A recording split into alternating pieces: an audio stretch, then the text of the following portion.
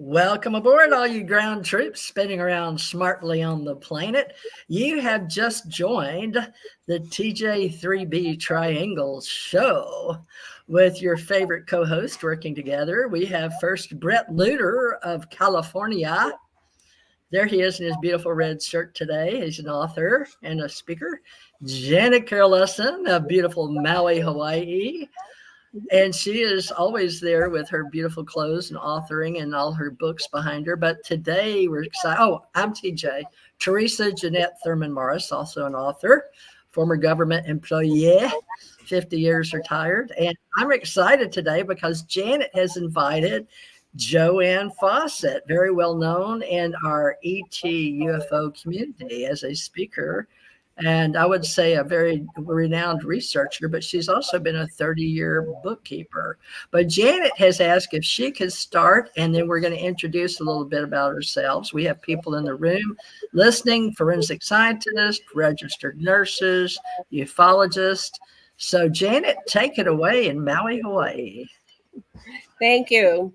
So we're going to be interviewing JoAnn Fawcett formerly. And anyway, I'll let you say what you want to say about yourself, JoAnn, because she has an amazing life with lots of different factions going on for her. So go ahead, JoAnn. Tell us about yourself a little bit here. Most of your audience probably knows me as JoAnn Richards, but I've been divorced from Captain Mark Richards for a year. But let's see, I've been a bookkeeper for actually over 40 years. I have degrees in accounting and film production. I have a grown daughter, 3 grandkids. I live in Portland, Oregon. I've written 2 books. The second one is due out in June. And I was a Mormon for 30 years, and I left that, 25 plus years ago, and got into UFOs and got back into the paranormal and the fairy realm and paranormal and witchcraft. So I do the bookkeeping over here and the woo over here. That's great. So we're going to question each other, but mainly JoAnn right now. So we're going to pass the baton. The invisible talking stick. And so if we have a question, we'll raise our finger and we'll see what we can do about keeping this moving. We have just an hour. Go ahead, Bret. What's your first question? Oh my God, I have so many questions. But JoAnn, first, it's very nice to see you. I haven't seen you for, 10 years at least. At least, yeah. It's good to see everybody. Right. So it sounds like a lot's happened in that time. Yep. Last time we touched bases, Mark was in jail. He still is. Okay, still is. So what have you tried to get him out, and why hasn't it worked, do you think? There wasn't a lot I could do to get him out because he has a life without parole sentence. So he has lawyers trying to come up with new remedies. He was working on a commutation through the governor's office. A lot of his early on legal remedies were already exhausted. And then they've been hoping that new laws that came through the California legislature would apply to life without parole. Like if you're old, which he is, or if you have health problems, which he has some, or if you've already been in prison for a very long time, like he has, they were starting to make them more eligible for parole, or at least parole hearings, but they didn't apply any of those laws that got passed to life without parole people. So it's become very difficult for him to get out. So he's been there for, almost 40 years. Okay. Yeah. Okay. Wow. Yeah. Okay. Do you want me to follow that up, or? If you have a follow-up, go ahead, or if you want to pass it, it's up to you. All right. Yeah. Well, so I can understand, without getting into too much detail, I can understand why there'd be a parting of the ways with a partner that's going to be in jail, right? From just a very basic standpoint. But it's with Mark that you've had some of your major experiences in your life. Is that correct? Like ET yes. related. I've had, since I met him, I learned a lot about the UFO world and space science and alien species. I've had my own UFO sightings. I was able to get back in touch with my gift to experience paranormal activity. And so So I like to talk to ghosts, and I like to see ghosts, and I like to feel ghosts, and I learned about faeries and all that. So it's become a very important part of my life. And I learned about witchcraft actually through him. And, that's my whole spiritual practice. So yes, Okay. I'm very grateful for learning about lovely new things because of knowing him. Okay. So last question before we switch it over to TJ or Janet. So witchcraft, I've had my experiences with witchcraft as well. Say that 5 times fast. And I wound up having a super negative experience with my teacher, who turned out to just not be very good. So when you say you learned witchcraft from Mark, was he teaching you from jail?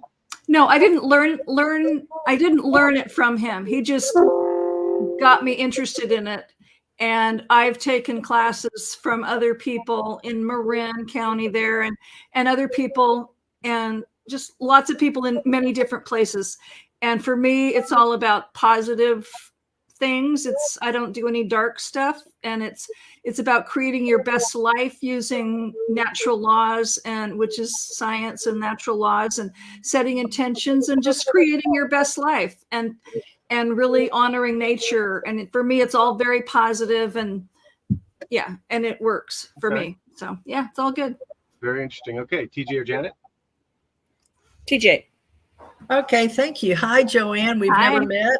I know. But I'm really looking forward to getting to know you as a human on planet Earth. I tend to talk esoteric or metaphysical, but I'm very into everything you're into. Strangely enough, our paths probably would have crossed in another lifetime, but anyway, it is now. Here we are. Older age. So here we go.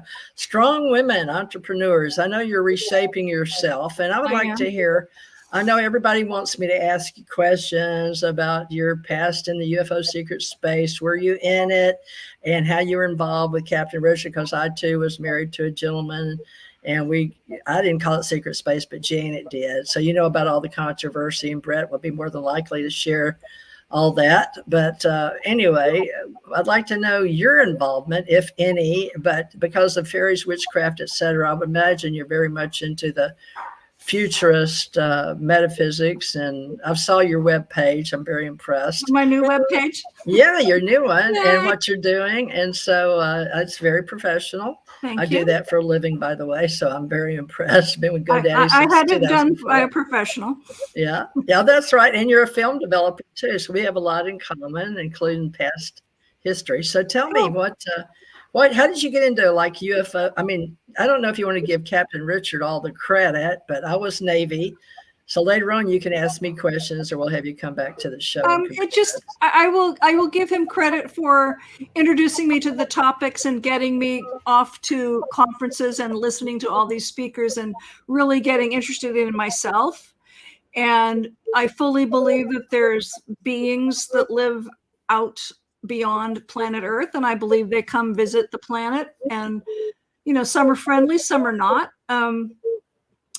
And I've also learned that the aliens have their own fairies, they have their own witches, and I believe that there's this galactic community, and we're all connected anyway. So for me, it's become a very more metaphysical and spiritual thing.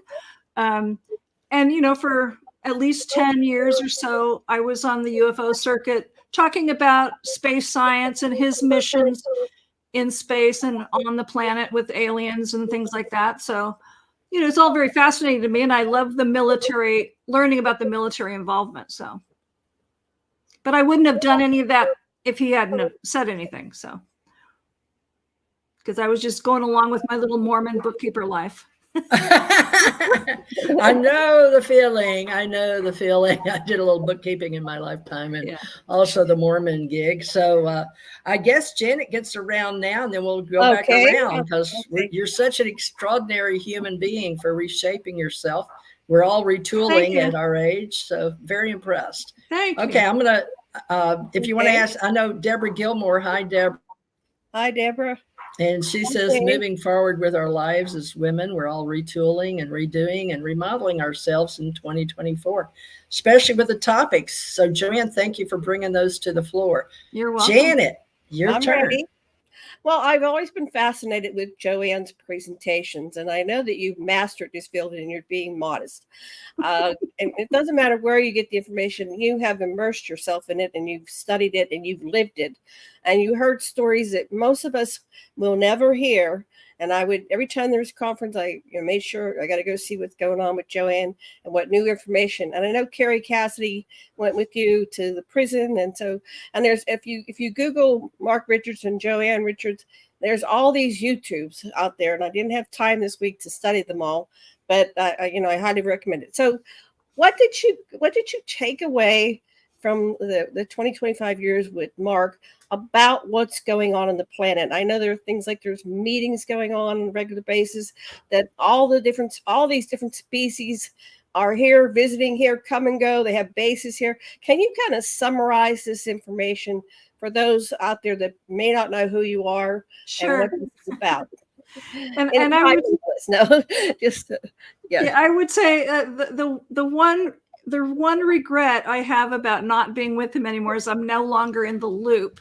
I don't get some of the current information that I used to get from him. But what I learned is there's hundreds of species. They don't all come here, but there's hundreds of species in existence. And there's humanoids, there's insectoids, there's various reptilians, and just all kinds, and there's oceanic species. And for me, it's like a sociology lesson. I just love learning about the different species, what they're like, what their culture is like, what their society is like, how they govern, or, are they religious? Some of them are very spiritual.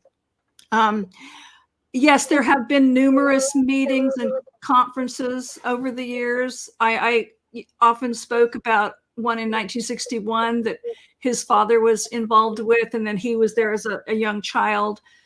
That was in England, and I've been to many of the sites where that was held. In 1971, there was another big one in Iran, out in the desert where Persepolis used to be, under the cover of a huge party.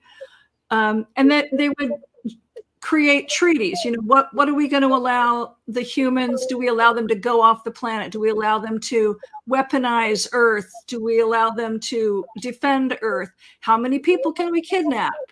Do we sell our spacecraft to them? Lots of things were talked about.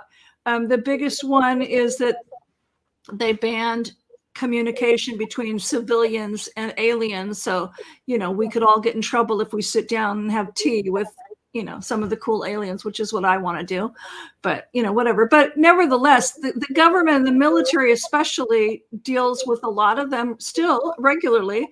And, the ones I call the raptors, which look, they're velociraptors from dinosaur ancestry. They work with our military, and they have since 1952. So they're really cool, and I love to talk about them. But different species come here for scientific exploration, for vacation, just to study us, to study our planet, and it's a good stopping off spot if they're traveling through space to another spot. So I'm just fascinated with the whole topic. But I also, I don't deal with a lot of the negative stuff. I would talk about that, but I'm just fascinated with the whole topic. And it also, like I said, it relates to my interest in more spiritual things now. So it's still all very fascinating. And yes, there's bases all over the planet. I know that some species have bases in different places in Africa, certainly here in the United States, certainly in Australia.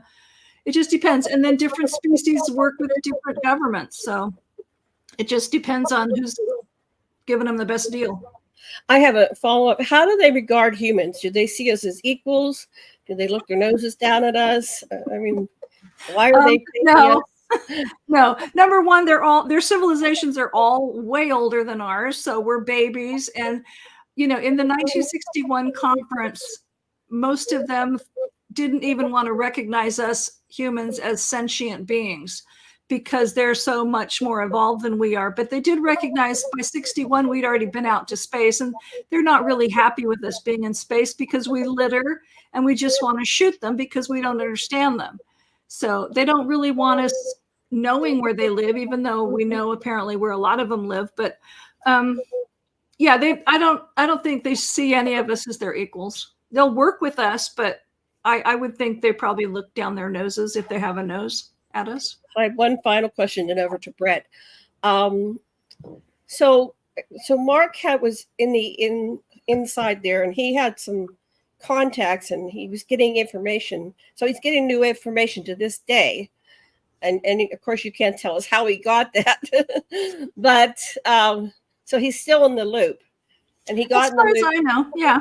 You know, so how did he get in the loop in the first place? A little bit of background on that. Well, yeah. Let's see. Out of high school, he joined the Army. He did Vietnam. You know, years after that, then he went over to the Navy and worked his way up. So he's got the rank of a Navy captain, and I've seen that paperwork, so I can testify that he is a Navy captain. I've seen parts of his DD-214, so I know certain things he was assigned to. And so I don't know how he communicates with people in the military, but when I knew him, I'm sure that he still was, because he's had very current information. Mm-hmm. So that could be very, other people brought up, but he had really current information. So yeah, I don't know whether they wrote him letters or he, I don't know. I was a need to know wife. So right. And do you have any questions for us before we pass it to Bret? No, I'm good. Okay, Bret, your turn. That's such a fascinating situation. So on the one hand, they want to keep him in jail because obviously he's a threat or he knows too much. There's some reason, but yet he's still getting fed this information. He's being allowed to be fed the information. That's a fascinating situation. Yeah. I think. Oh, go ahead. I'm sorry. Well, no, I was just going to go ahead and comment on that. And I think part of it was because he's grown up since he was a little boy, knowing and seeing lots of stuff and hearing lots of information, and he's very intelligent. So, and he's quick, and he's been around military people his whole life. So he's seen a lot. He knows a lot of secrets. He was allowed to be at these conferences with all these aliens. So I think part of it is he knows where a lot of cool stuff, maybe equipment or spacecraft, certain things are hidden and he won't say. And he's just a valuable asset. So he's, probably too valuable to kill because he knows a lot of secrets. And yet they don't want him getting in their way because he might want to do things a different way than, they want to do it. So, one of the reasons I think he's in prison is because he used to piss people off. So if you go rescue people from a base where there's aliens and the government people are, in cahoots there, and now you've just rescued a bunch of the victims, well, you've pissed off those humans that were in cahoots with the aliens. So now you got new enemies. And, so there's a lot of weird reasons that people want him out of their hair. Very interesting. Okay. So, you mentioned earlier that he was involved in the Navy and there's governments involved. TJ's had her own experiences through the government with ETs and various kinds of contact. Why is it that the government well, okay, let me back up. So are all these contacts happening through the government? Are they just allowing them to happen to experiment, to collect data? Or are all but then there's individual, like say Sherry Wild of the book Forgotten Promise, or Whitley Strieber, or any number of people that are supposedly having contact in private, or Native American tribes having contact. Yeah. Are there some contacts outside of the government, or do they control everything? That's what I want to. I hope they don't control everything, and they probably don't. It's like I don't think they can be everywhere. They would like to, probably. I know. But I mean, one of my favorite things is I've gone to Dulce, New Mexico a couple times to speak at their conference there that they used to have. And it was so delightful to sit with the local people that's their reservation and hear stories about, well, you just sit outside our house at night and see stuff flying into the mountain. It's like, huh. And we see it all the time, ships flying into the mountain there. It's like, well, that's pretty cool. So, the government can't be everywhere. They can't shut everybody up. But I know there's a lot of corporate people or corporate structures that make deals with alien species, and there's a lot of different governments. Well, how many people should we let you kidnap so that we can have this much technology, type of thing. All right, last question. So I've been writing a little bit about the Dulce base. Very controversial. Yep. Greg Valdez, the son of Gabe Valdez, the original police officer that was working I have on his book. Yeah. Right. Great book. I really liked it. And he makes the case that there might be a base there, but there's no aliens. What's your take on that? I disagree. Okay. And it's okay. I'm happy to agree to disagree with a lot of people. And I know I've met him. I met him years ago, but and I have his book. But I think there's certain points we just don't agree on. But all I know is that Mark and his dad were part of a big rescue mission in the fall of 1979. They went in. His dad didn't go in, but Mark was one of 4 teams.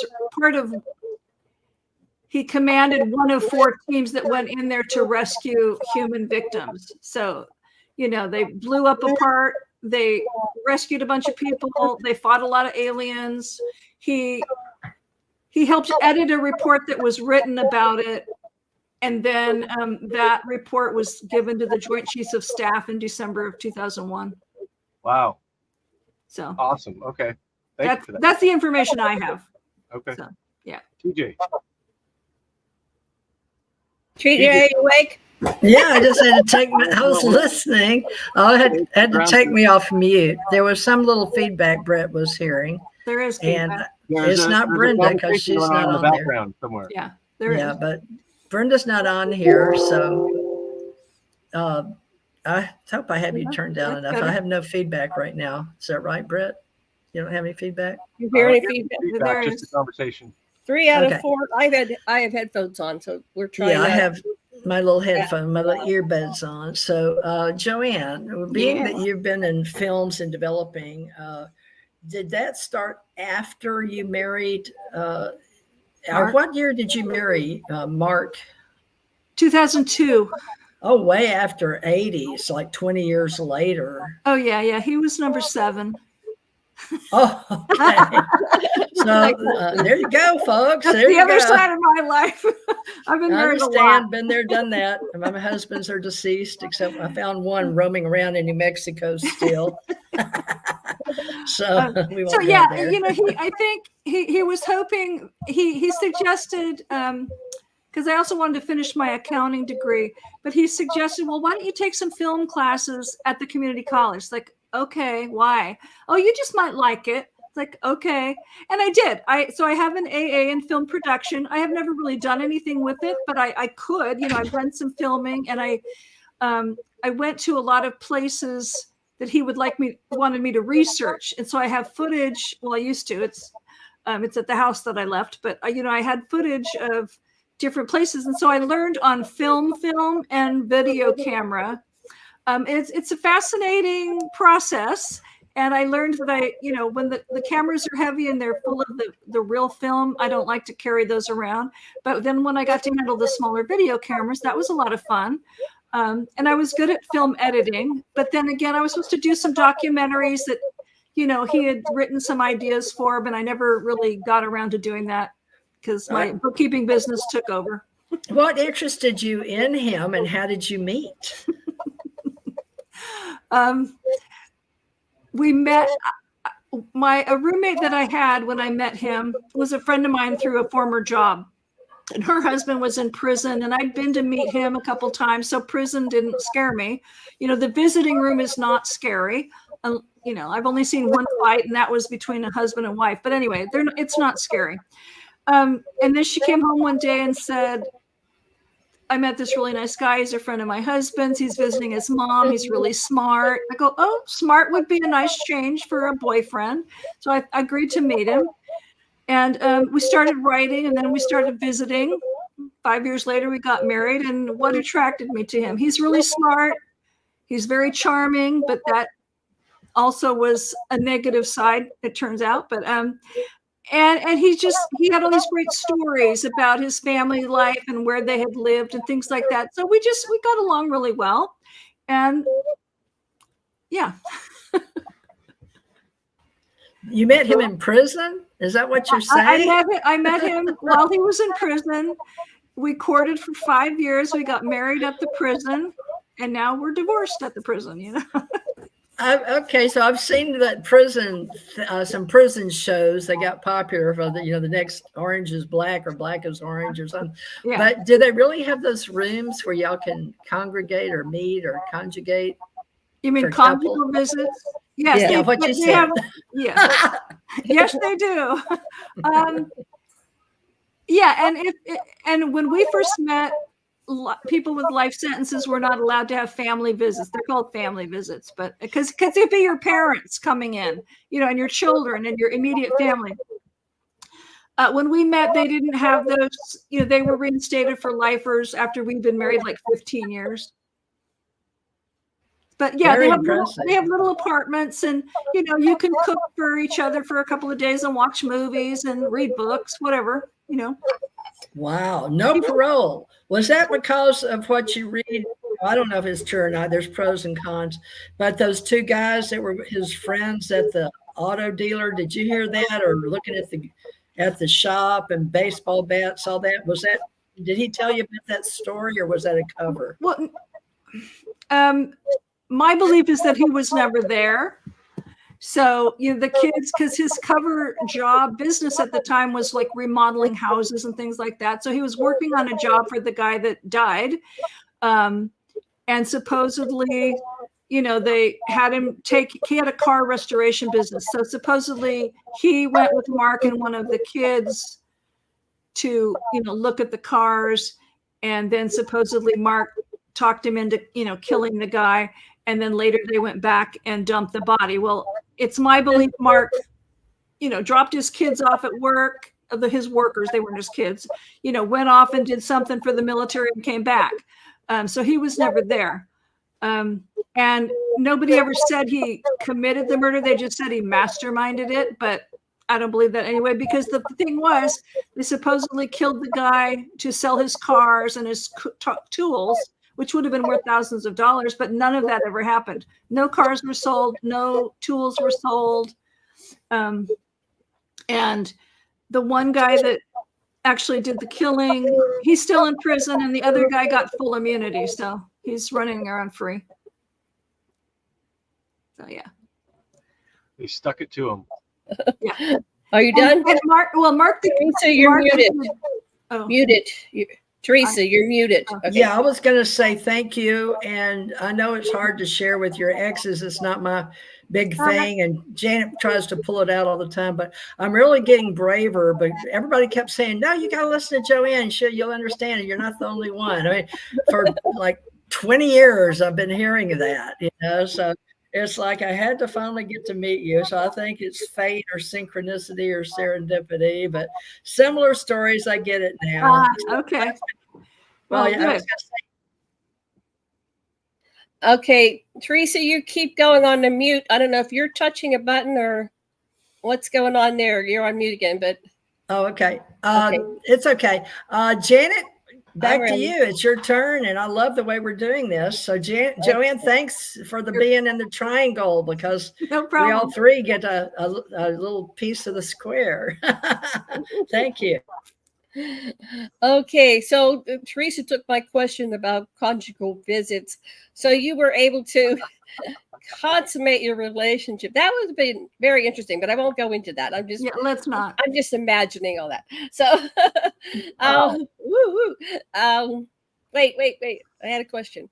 Okay, so what? How did you ask for a divorce? and but before that one, hold that one.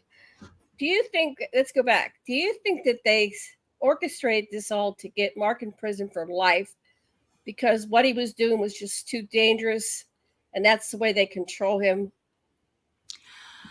I think it's all of the above. I think it's their way to get him out of their hair. So, but they don't really want him dead because he knows a lot of stuff that they might want to. You know, I don't know. It's like he was never planning to be a big whistleblower or anything, and he's never broken any of his secrecy oaths. He only told me a limited amount of things, And the government people were always, yes, she can say that, she can say that, no, she can't say that. So they were always very aware of like what I was speaking on. And you guys have been to enough conferences, you know that there's always somebody there watching and listening anyway to all of us. So Yeah. They were always mindful of what I was talking about. So but it is, he would definitely be opposed to most of the people who were, in the political realm. And, it's like his world, a political world that he would have lived in before prison is totally different than it is now. So, Right. So most of us are aware of how this works with aliens and even the government. So if they wanted to have Mark go on a mission, even now while he's in prison, they could. And you mentioned that he probably did something for the government while it was all, coming down, and it looked like he was, framed for the murder or orchestrating it. Yeah. Do you think that to this day, one of the reasons they kept him alive was because they're still using him on missions? Because you could do I would not be surprised. So you wouldn't be surprised. No, I wouldn't be surprised. Yeah. And the final question is back to, so you must have gone through torture trying to figure out if you want to stay married or get a divorce, and then you finally made a decision. What put it over the top for you to make this call, and how did you break it to him? This person that I would probably be afraid of on that level. Yeah, it didn't go smoothly, let me tell you, and it took me 3 years to get there.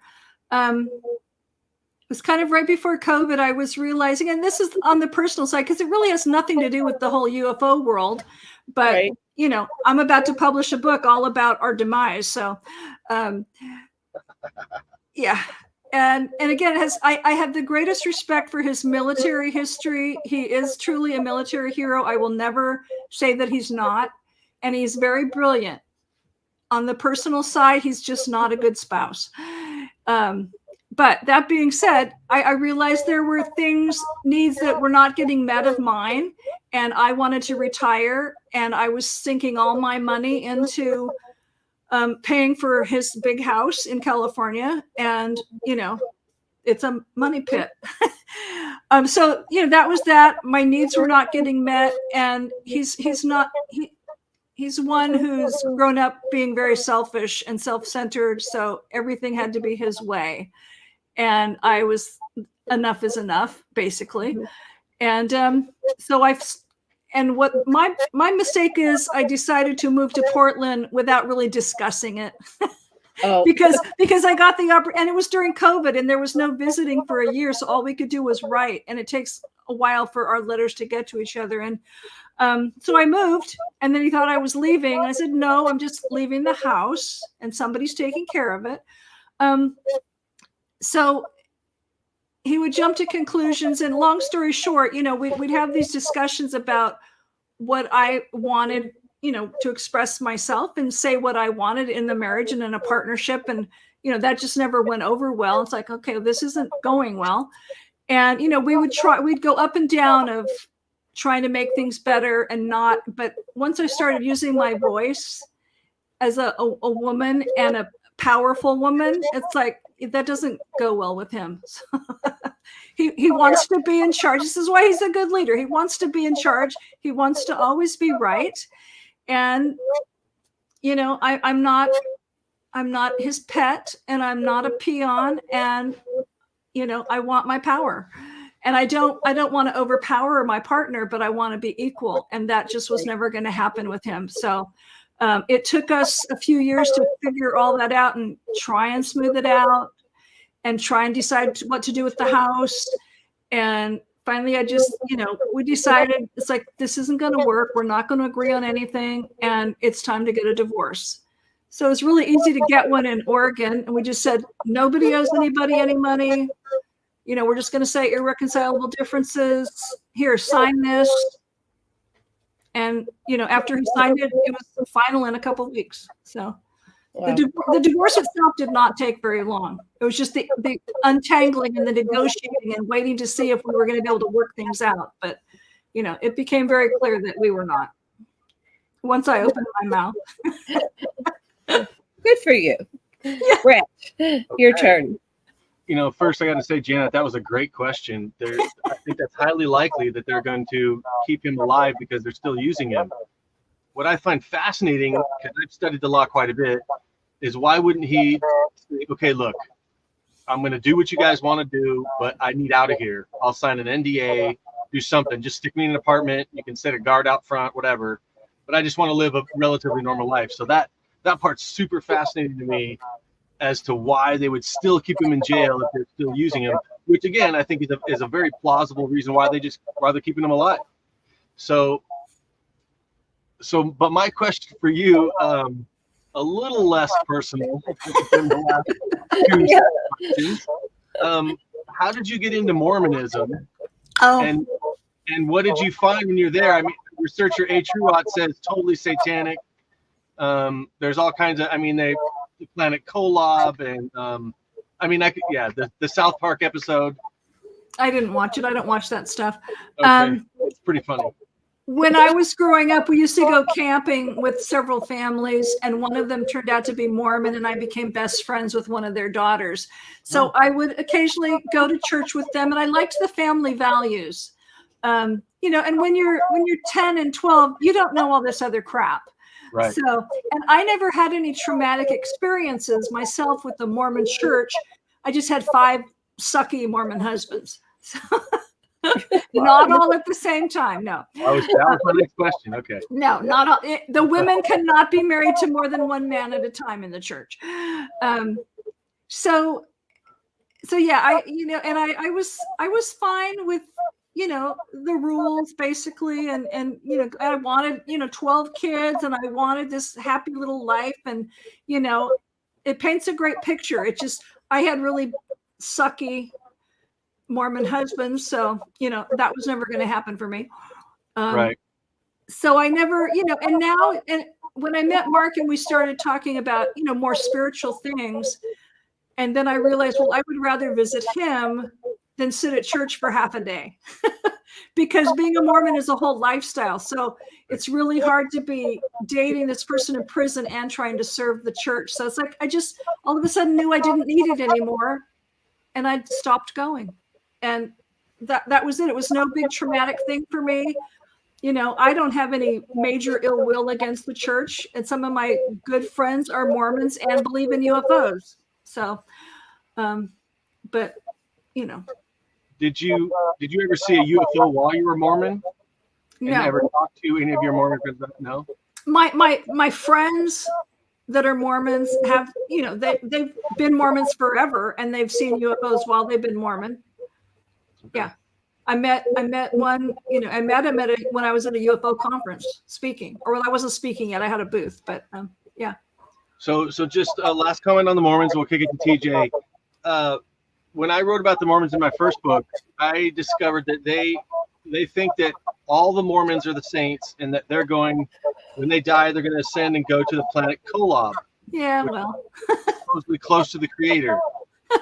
Did you get taught that kind of stuff, or is that? When I was a Mormon, it was basically, if you live your life right, depending on how right it is or how good you are, you might go to. There's like 3 different levels of heaven, and Right. then there's a hell.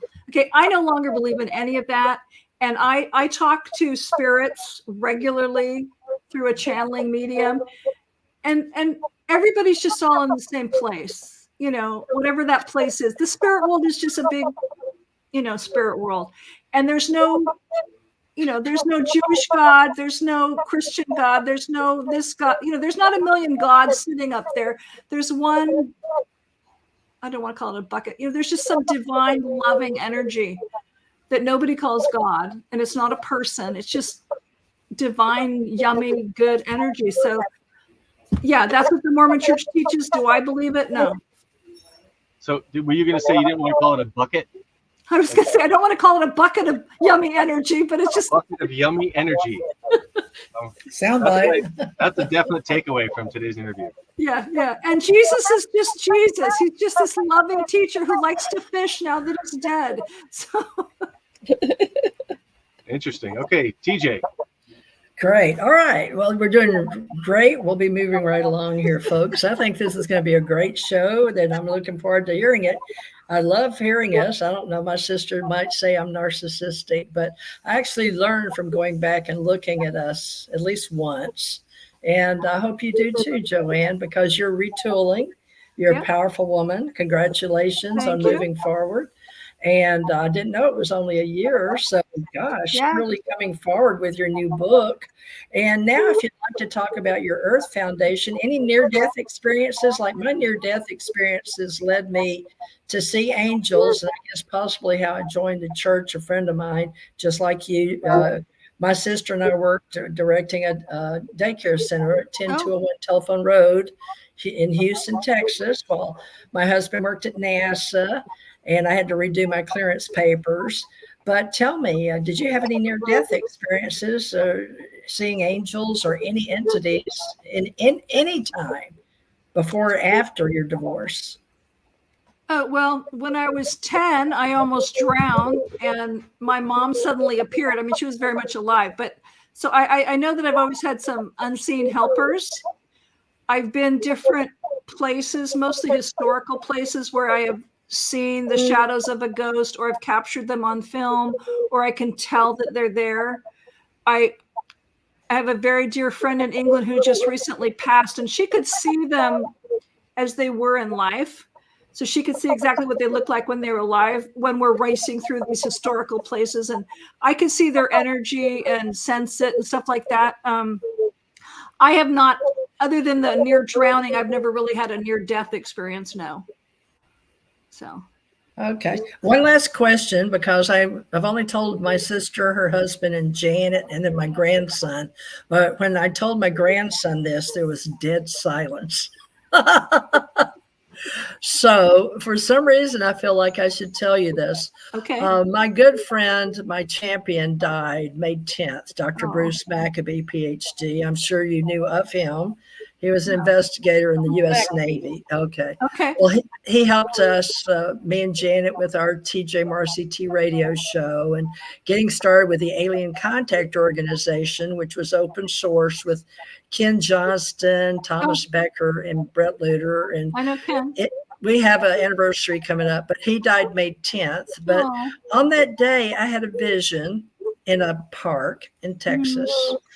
And I guess you could say the government chose me, because I could see ESP, remote viewing, whatever you want to call it, psychic abilities, met President Reagan and Bush, Michael Jackson, different people.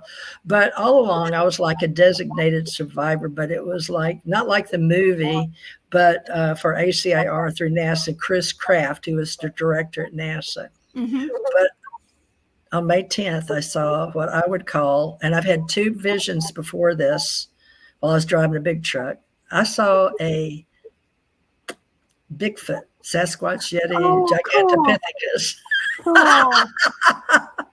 And I think it's funny that you're coming on right after he passed, but the same day Dr. Maccabee passed. I don't know how he'd feel about that, but he helped us with the Gulf Breeze sighting and the Billy Meyer back in the day when I was a bona fide investigator from 78 far, but I was trained with the government. So I just wanted to know, I work mostly paranormal, UFO, JoAnn Hynek meeting, and I met him at Lowry Air Force Base, but I'm sure you can appreciate all that, being married, heard all kind of wacky stories that don't fit in. So I thought this would be the show, since it's the first one after my sighting, and it looked like it. And, Jim says, oh, well, why don't we go back, and Brenda says, well, it'll be gone anyway. So Bigfoot are cool. Bigfoot are cool. I've never seen one, but well, I just, I know they're interdimensional. I know they're an alien species. I know they work with different groups. People have had good experiences and maybe not good experiences. But again, in Dulce, they're there there's a lot of them there, and they help protect or, guard the base. It's what I've been told. But, I also know people that see them in Washington, many different states. So I just think they're really cool. So, well, thank you. I mean, at least maybe it's not a testimonial for me, but all I have is I was sitting there in the back of the van. They got a nice Mercedes but I love their way they glamp. She calls it glamping. I didn't have to sleep in a tent like all these kids from the university out foraging, for plants. But it was so cool because I said back and I saw him behind a building out, near the San Marcos River in Palmetto Park. But I saw it, but I didn't believe I saw. I hadn't seen one for like 25 years. Oh, wow. It's been a long time I've been off the road.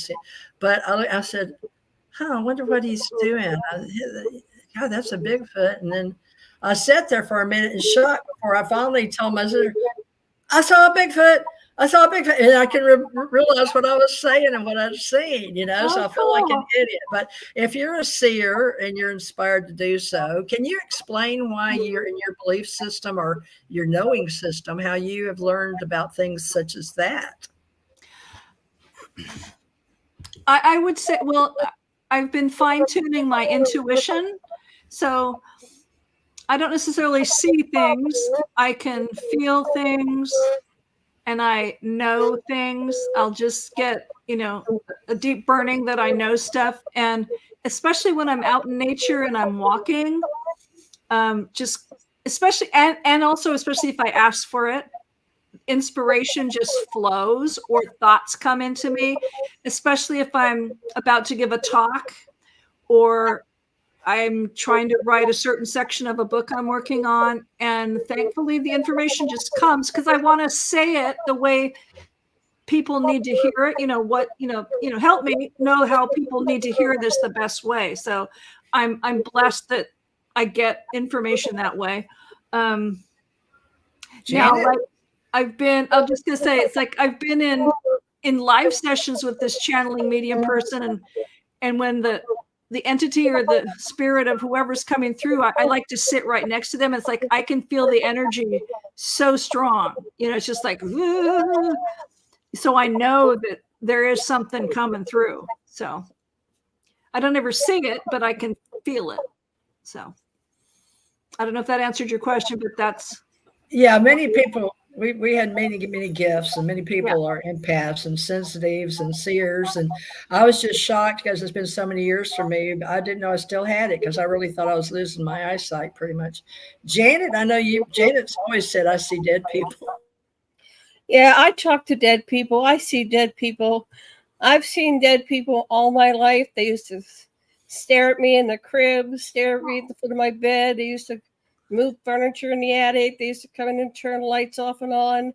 They would play the piano in my bedroom. I had my grandmother's old her room, and she made half of it like a lounge, and she had a piano in there and chairs to sit in the other half was her bed, and they didn't want to take. Nobody wanted the big bedroom when Grandma died.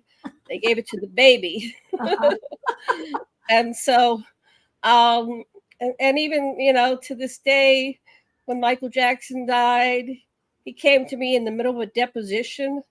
I mean, what a time. But he actually kind of saved my life because I started going into tachycardia. And he just, I was wondering, how am I going to get out of this? Am I going to drop over dead now in the middle of this deposition? I was so freaked out. And he just came to me and said, tell them you're sick. And it was almost like he was telling me to say, tell them you're sick. And I was saying it at the same time. It was so close. And there was a magic word because he's been in court, right? And they all packed up and said, we have to go. We'll reschedule. They never rescheduled. And so he was singing in my head the whole time driving home. And then he kept singing in my head. And every time I'd wake up and he'd be singing, he's saying, I'll be there. Whenever you call me, I'll be there. And so the next day I said to Dr. Lessin, my husband, I said, I think I'm being haunted by Michael Jackson. So we would do a regression. And then he came through fully and he wanted to come back. We did about a couple hours. I was like cathartic for him, crying. He was very upset. Anyway, so all these episodes, I get normal people too, but every once in a while, these celebrities, I had Prince and I had David Bowie, Theresa Fawcett, and David Cassidy.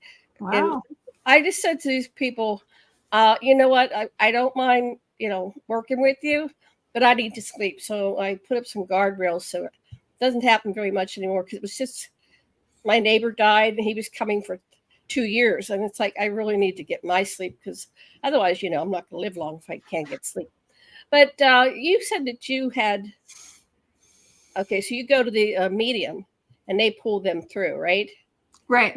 What was Okay, your... I used to do it in person, and now we just do it over Zoom Mm-hmm. because they're in California. Yeah, part of me, I kind of freaked out about it, and so I just, it happens, and I'm fine when it happens, but I don't want to go into that level of being a medium and doing it professionally. But yeah, I'm just wondering what that's like, because you're doing it with a professional. Right. I feel like a safe space for you to go into that. It is, and the person whose body, I mean, the medium, his body, he says a little prayer, and then there's a certain deceased woman that he calls in, and she's the main one. But then, if I want to talk to my mom, the person, or I've talked to both of my parents, and I've talked to Mark's dad, and I've talked to my witchy mentor, and I've talked to a lot of people. And I used to do it in person, and then we were also in groups. So when I did it in person, I mean, I could feel the energy of the person once they came through, and it's very exciting. And it was kind of the same way when I was with my friend in England, because she would sit in her chair and I'd just be sitting there, and she'd go, "Oh, somebody wants to talk to you," and they would come into the room. Right. So it's very interesting, and even when I'm doing it over Zoom, sometimes, especially if it's the first time they've come through, but I know that it's happening. It's like, I know it's not fake, is what I'm saying. I was with them many times in person to know that they're the real deal. So it's, for me, it works. I would love to develop the ability to talk to them without having to pay for the medium, but for now this is working, because it's going to help me. Going to be able to interview all my grandmas that are going to be the subject of my next book, my third book. So, oh, that's fascinating. Yeah. JoAnn, I have the classes on that we took in Hawaii in our spiritual community, but I could teach it. Well, I'll share that with you maybe off air soon. Yeah, we're Facebook friends, so yeah, message me. That'd be fine. So. I wanted to add about your spiritual center. So Theresa and I met at your spiritual center, which was a metaphysical group in Oahu in 1993. And they had a gentleman named Arthur Pacheco, and he was a trance medium. And when he allowed different people to come through, he would actually, his face would change, his voice would change, everything would change. Right. And he would deliver. And it was just fascinating. So somebody took Arthur's voice, and they took he brought through Sir Arthur Conan Doyle. Oh, cool. And he had been interviewed on both sides, when he was alive and when he died. And then they played Arthur's voice, and it matched. Oh, wow. So anyway, so that was my experience with that. That's how Theresa and I met. Also, Stargate program. You were brought over to Tell be us about interviewed. the Stargate program, what you're remembering right now, Theresa. Well, my friend from England, like I said, who's now passed, but she, what was I going to say? One time she was visiting me in California, and we went to the USS Hornet in the former Alameda Naval Air Station near Oakland. And, it's known for its military history, and it's also known for its ghost history. But we're walking around, and we both were having ghost experiences there, but we had there has been alien stuff on that ship too, because that's part of the stuff I used to write about. But we were in some hallway, and a sailor came up to her, and so she, he wanted to take over her whole body, and I could see her face and her voice changing, and I wanted to calm her, or touch her. She goes, "No, don't touch me." And he was getting really angry because he had been killed by an alien that attacked them on the ship. His arm got ripped off. It was just traumatic.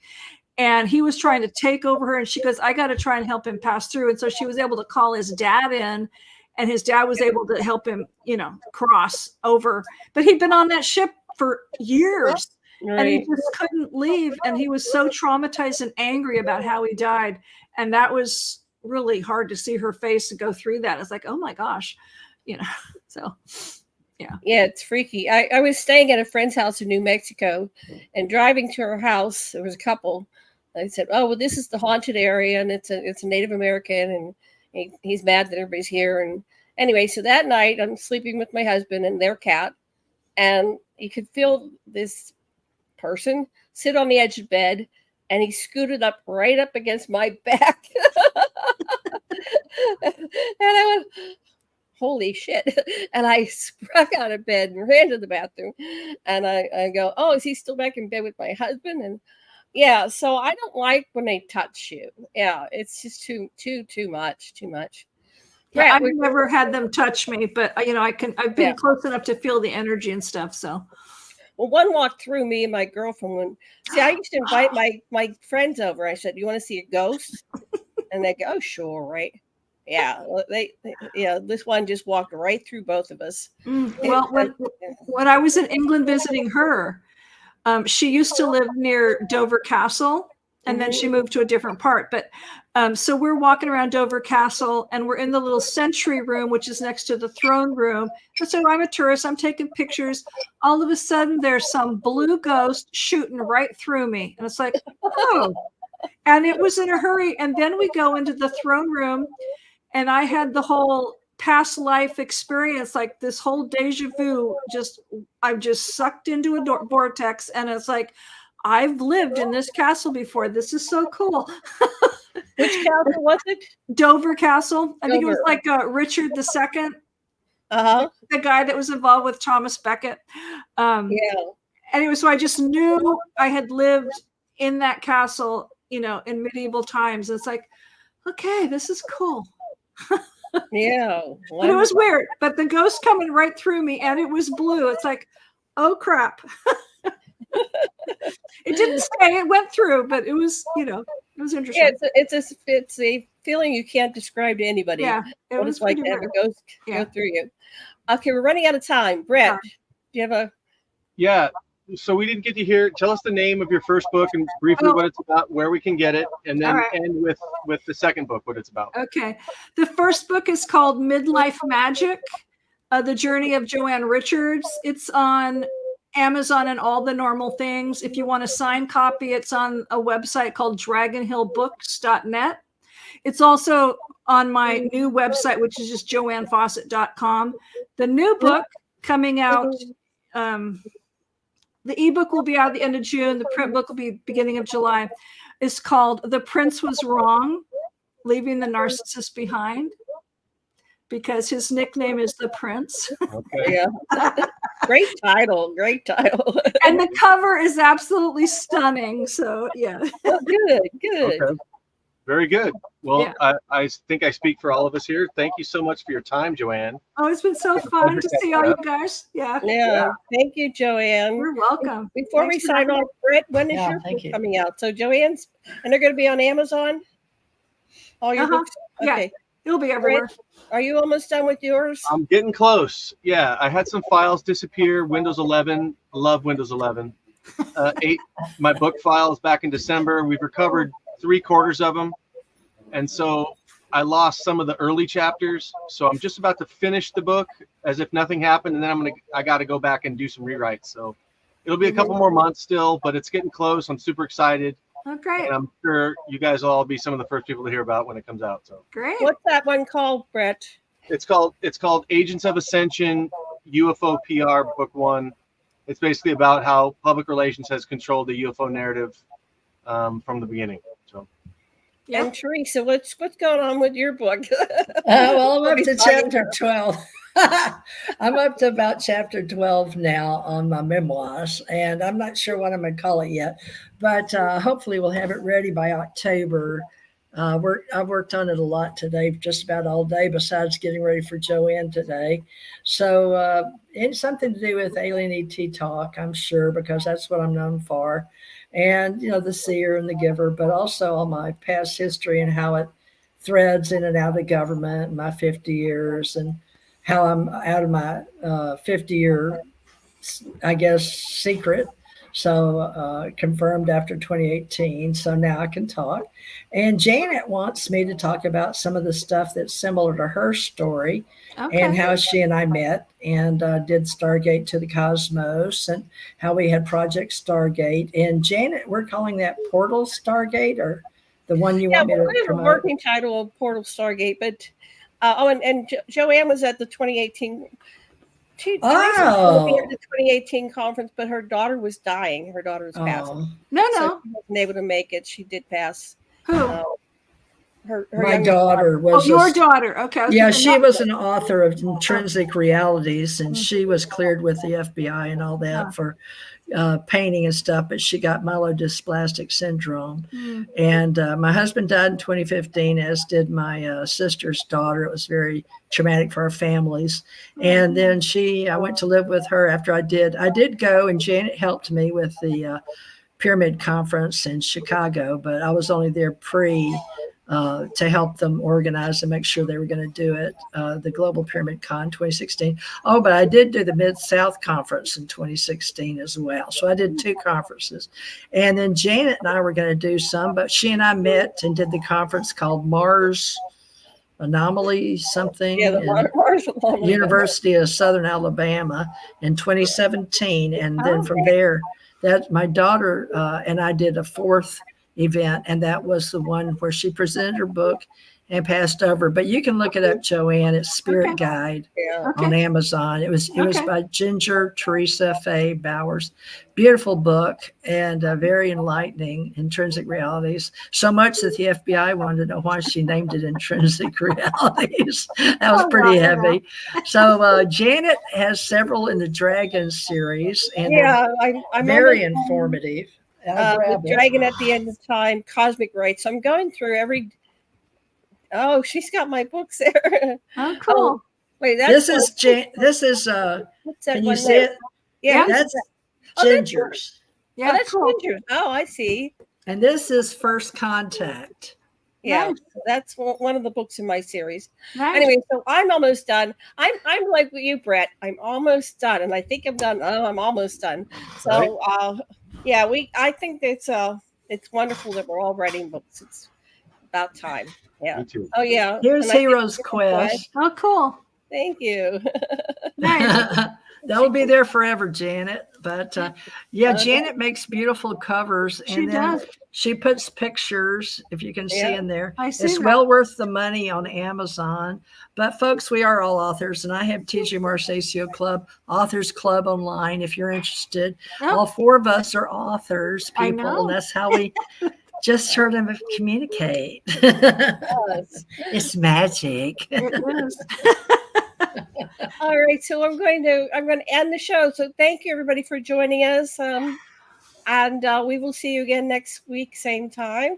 So can we have JoAnn back? JoAnn, I'd like to have you on some more shows. Anytime. Yeah, we'll have it back. I sent you an email on your new faucet that said contact us. Yeah, okay. So just disregard if you see TJ3B today. It was in the last few minutes.